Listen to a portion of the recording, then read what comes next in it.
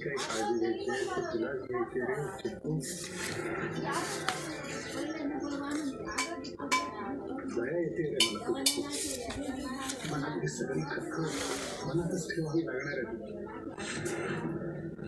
खरंच ताईची काळजी असेल तर तिला काहीही सांगणार नाहीस. मला खात्री आहे नाहीच सांग.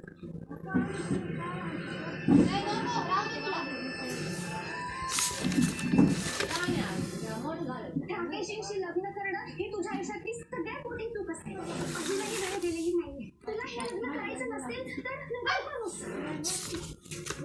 तुला ईश्वरीला इतकं डेस्परेटली का भेटायचं?